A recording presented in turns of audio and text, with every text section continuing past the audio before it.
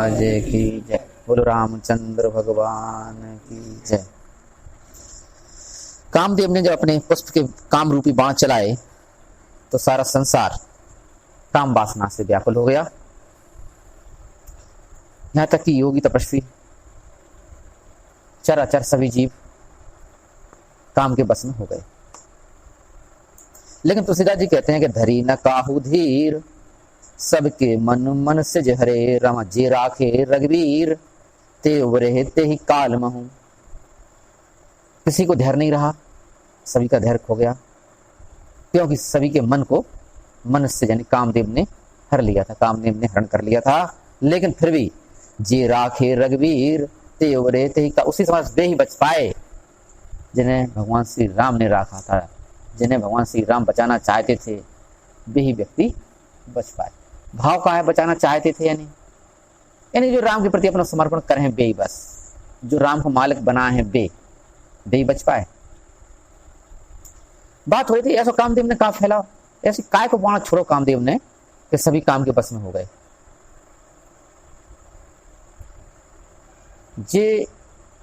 जैसे कि जैविक हथियार से लड़ा जा रहा हो आज के जमाने में, जैसे कि चीन ने कोरोना वायरस छोड़ो,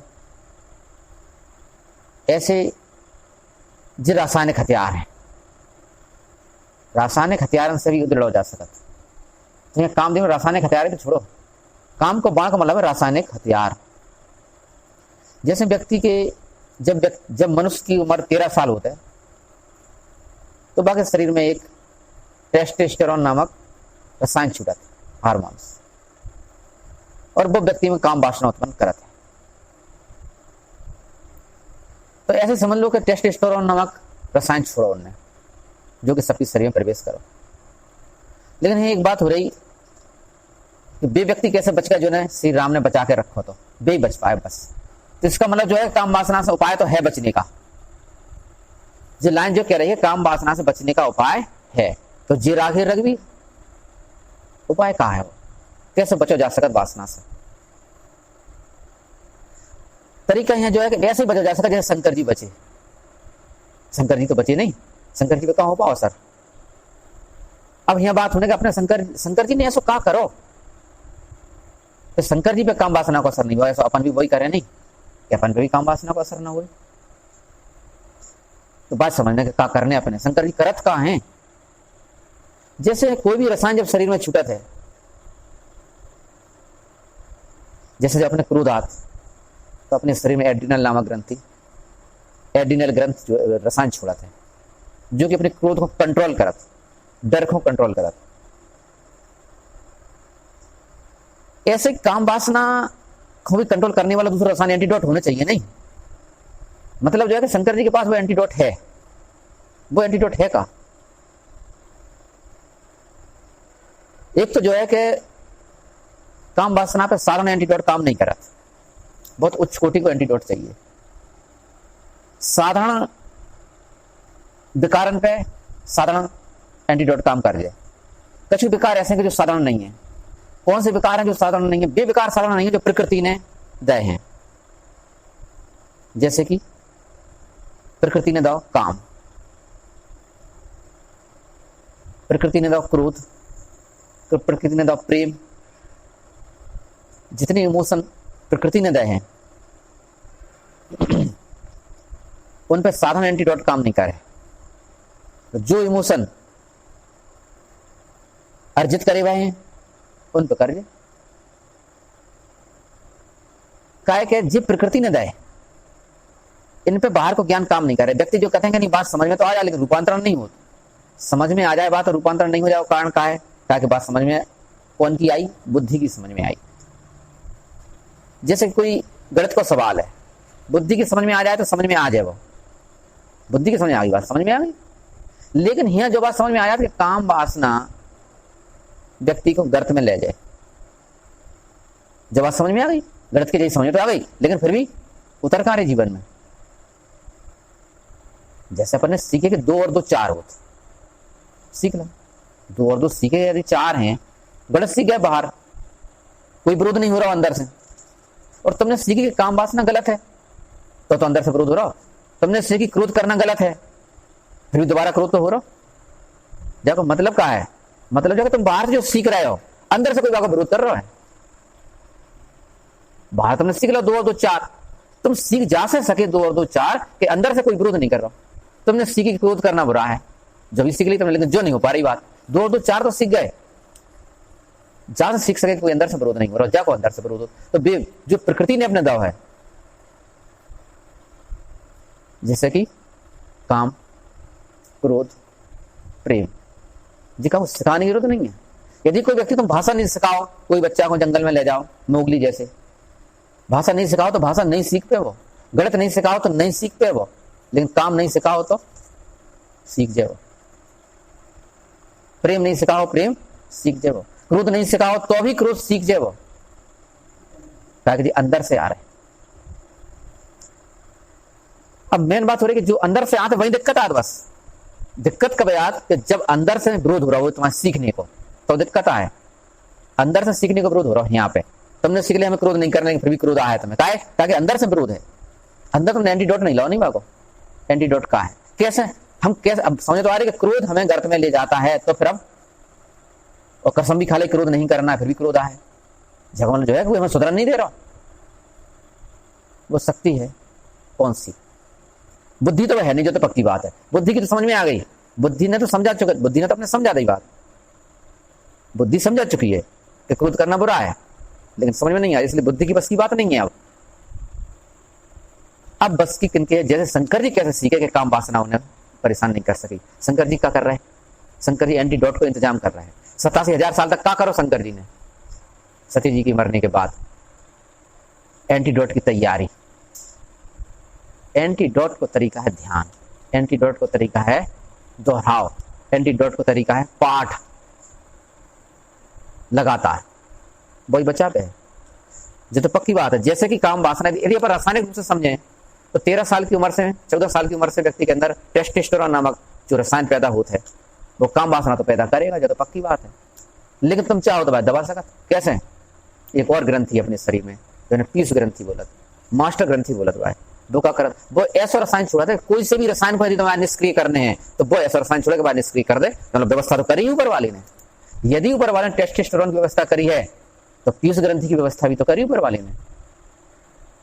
तो शंकर जी जैसे व्यक्ति की जो पीयूष ग्रंथि बहुत सक्रिय है, पीयूष ग्रंथि सक्रिय होने के कारण वे बच सके, काय से? टेस्टोस्टेरोन से, कामदेव की काम वासना से वे बच सके। इसलिए वे कह रहे हैं कि जे राखे रघुवीर ते उबरे ते काल महु, उभय घरी यस कौतिक भयु, जो लग काम शंभु पह गयु। उभय घड़ी, केवल 2 घड़ी तक ऐसा होगा, और जैसे ही कामदेव शंकर जी के पास पहुंचे, जो लग काम शंभु पह गयु, जैसे ही कामदेव शंकर जी के पास पहुंचे तो से वही बेलोक ससंग के मारू, और भयउ जथा तिथि सब संसारू। जैसे ही शंकर जी को देखा कामदेव ने, तो शंकर जी कामदेव को देखकर डर गए। सामने एंटीडोट, डरीजे में तो देख के घबरा गए। घबराहट में व्यक्ति फिर को जो बाकी जो शक्ति है वो काम नहीं कर पाती, तो उनकी शक्ति क्षीण हो गई पूरी कामदेव की।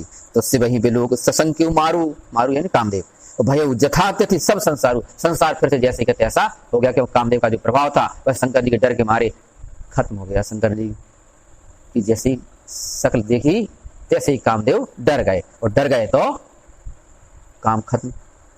भय तुरंत सब जीव सुखारे, और जिम मद उतर गए मतवारे। जिस प्रकार व्यक्ति का नशा उतर जाने के बाद व्यक्ति पहले के जैसा सामान हो जाता है, वैसे ही सभी व्यक्ति दोबारा से सामान हो गए, क्योंकि काम का जो नशा सब पर पूरी दुनिया पर छाया हुआ था वह नशा दूर हो गया। भय तुरंत सब जीव सुखारे, और जिम मद उतर गए मतवारे। मत वाले व्यक्ति जो होते हैं, यानी कि नशा में जो मतवारे रहते हैं, उनका मत उसके बाद वे अपने ही जो नशा में जो मत उनका काम करता है बस उसी को मानने वाले होते हैं, क्योंकि वह मत पहले से ही गलत होता है, इसलिए वह उनका मत क्षीण हो जाता है। उस नशा के उतरने के बाद उनकी समझ में आ जाती है कि हम अभी गलत थे, ऐसा सभी की समझ में आ गया। रुद्र देख मदन भय माना, दुराधरस दुर्गम भगवाना। रुद्र ही देख मदन भय मान, जैसे रुद्र, रुद्र माना भयंकर, रुद्र का मतलब है भयंकर। शंकर जी के भयंकर स्वरूप को जैसे ही कामदेव ने देखा तो तो रुद्र ने देख मदन भय माना, डर गए, कामदेव जी डर गए और क्या कहते हैं कि दुराधरस दुर्गम भगवाना। दुराधरस को मतलब जिसे जीत पाना असंभव है, ऐसे शंकर भगवान दुराधरस हैं जिन्हें कामदेव की बस की बात है नहीं जीतना।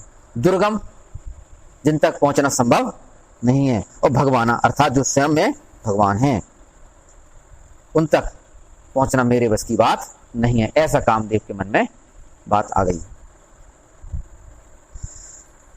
थिरत लाज कछु कर नहीं जाई, मरण उठान मन रचे उपाई।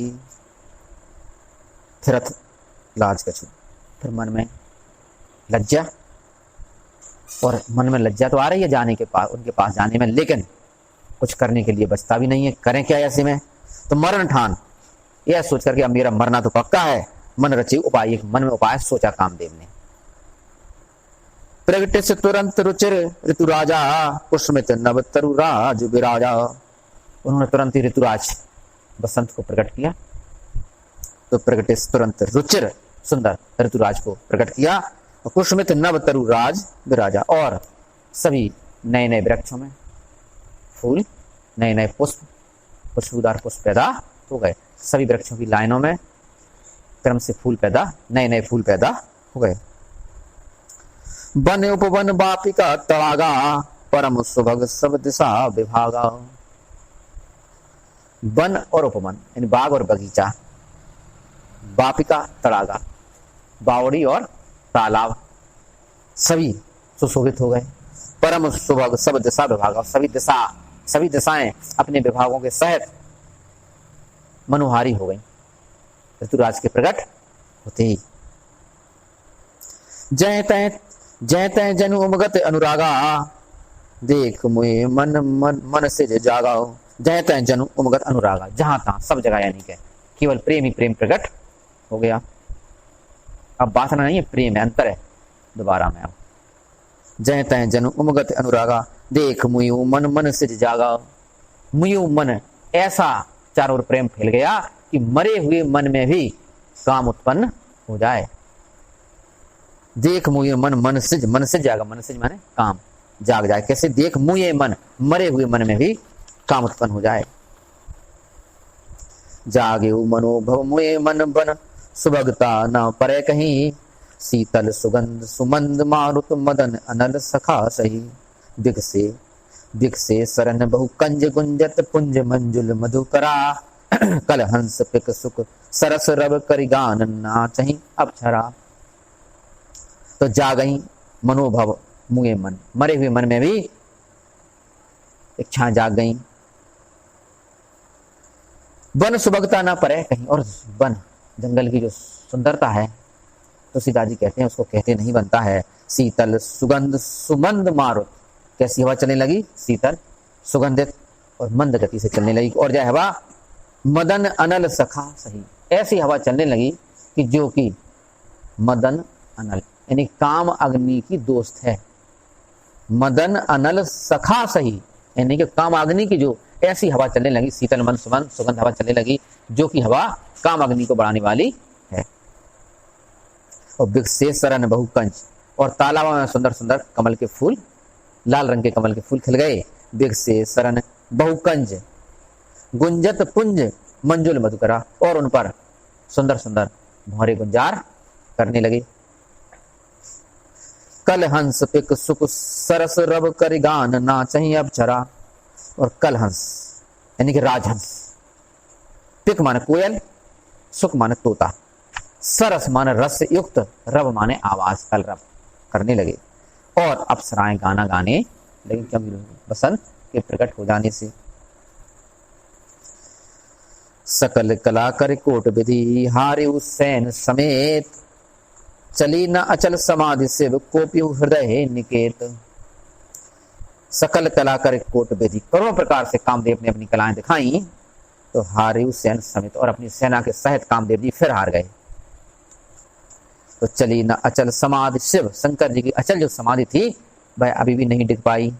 चली न अचल समाधि शिव कोपियु हृदय निकेत, हृदय निकेत मन हृदय पर राज करने वाले, अर्थात कामदेव जी को अब क्रोध आ गया, और क्रोध व्यक्ति के विनाश की निशानी है। बोलो रामचंद्र भगवान की जय, बोलो हनुमान जी महाराज की जय।